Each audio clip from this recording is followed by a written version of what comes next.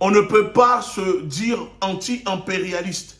On ne peut pas se dire révolutionnaire, panafricaniste, souverainiste, anti-néocolonial, si on refuse de combattre l'influence des États-Unis. Je le répète encore. Le vrai danger du monde entier et de l'Afrique, c'est les États-Unis. C'est la politique américaine. C'est l'impérialisme des Américains. Et quand je vois comment les Africains, certains leaders panafricanistes, sont mielleux quand il s'agit d'attaquer l'influence américaine, mais je me dis que j'ai l'impression que ces personnes-là n'ont rien compris à la lutte que nous sommes en train de mener. On ne peut pas attaquer l'influence française, on ne peut pas attaquer le néocolonialisme de la France si on n'attaque pas les États-Unis, ces néocoloniaux, si on n'attaque pas l'influence américaine. Parce que la France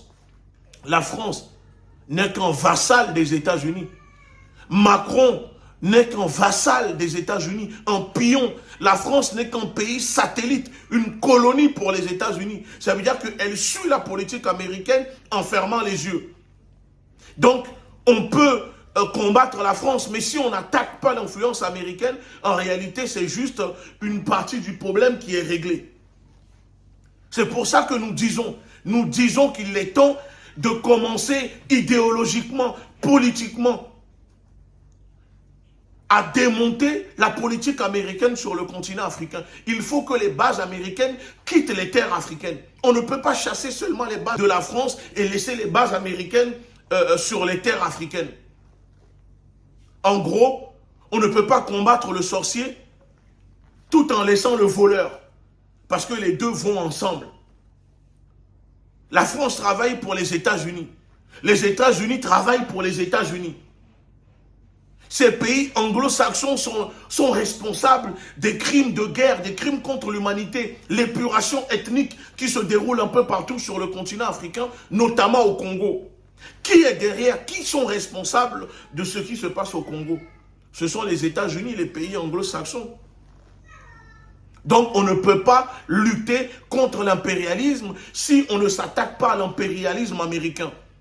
Demander conseil aux révolutionnaires en Amérique latine. Ça fait plus d'un siècle que ces pays là-bas luttent contre l'impérialisme américain. Parce qu'ils ont compris que le vrai Satan, le vrai démon sur cette planète, ce sont les Américains, ce sont les États-Unis. Donc, les Africains doivent prendre conscience que la lutte anti-impérialiste passe aussi par la lutte contre les États-Unis. L'influence, l'idéologie des Américains, les bases américaines. Dans le monde, il y a plus de 800 bases américaines dans le monde. Et je ne sais pas combien sur le continent africain. Ce sont des gens qui sont sans scrupules, qui tuent. Nous devons les combattre. On ne peut pas chasser la France et laisser les États-Unis sur nos terres. Et ne me dites pas que les États-Unis ne s'en gèrent pas dans la politique dans nos pays. Les États-Unis ont fait de l'ingérence une doctrine américaine. C'est la base même fondamentale de leur doctrine. Ceux qui disent l'inverse, ce sont ceux qui n'ont rien compris à la politique mondiale et à la politique américaine. Je ne sais même pas si vous lisez des livres, si vous comprenez les enjeux géopolitiques de ce monde que les États-Unis tentent de déstabiliser. Regardez ce que les États-Unis font au Moyen-Orient. Regardez comment les États-Unis ont transformé l'Europe en colonie, en une zone d'influence. Regardez ce que les États-Unis font du continent africain.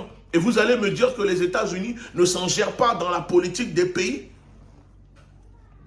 Aujourd'hui, les seuls qui arrivent à les résister, les seuls qui n'ont pas peur de s'en prendre aux Américains, ce sont le Moyen-Orient, ce sont les Arabes.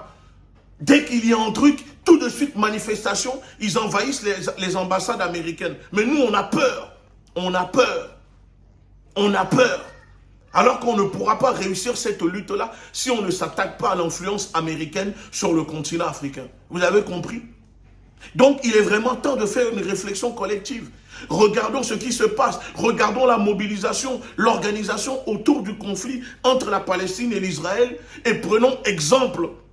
Appliquons la même chose pour notre lutte. Pour que le monde entier sache ce qui se déroule, les génocides, l'épuration, le terrorisme, les assassinats que nous vivons sur les terres africaines. Parce qu'en Afrique, c'est tous les jours. tous les jours. Je ne vais pas faire une comparaison entre les morts. Un mort, c'est un mort. Il n'y a pas de... On ne doit pas faire une hiérarchisation de la souffrance des morts. Mais c'est pour dire que la souffrance des Noirs, du peuple africain, n'est pas assez prise en compte. Parce que les Noirs eux-mêmes ne font pas ce qu'il faut. Aujourd'hui, nous arrivons à conscientiser la jeunesse africaine. Mais on peut faire mieux en termes d'organisation politique. Arrêtons de bavarder. Arrêtons de jouer aux experts analystes, aux experts politologues, parce qu'on a X ou parce que je ne sais pas quoi. Connectons-nous avec les peuples du monde entier qui sont en train de lutter contre l'impérialisme. Connectons-nous avec ces peuples, articulons les luttes. Connectons-nous même avec des peuples en France qui luttent contre l'impérialisme, qui sont contre leur propre gouvernement. C'est ça que nous devons faire maintenant pour avoir un soutien. Moi, j'aimerais voir que demain, on tue 200 personnes au Burkina Faso. La Tour Eiffel s'allume aux couleurs de Burkina Faso. Des manifestations à la place de la République ou au Trocadéro, à Londres, à Washington, pour ces morts. Avant d'en arriver là, excusez-moi, nous devons nous organiser. Et c'est l'organisation qui nous manque dans notre lutte. Faisons une réflexion collective. C'était votre camarade Egouti Béanzan. Bon week-end à tous, bon dimanche et à très bientôt.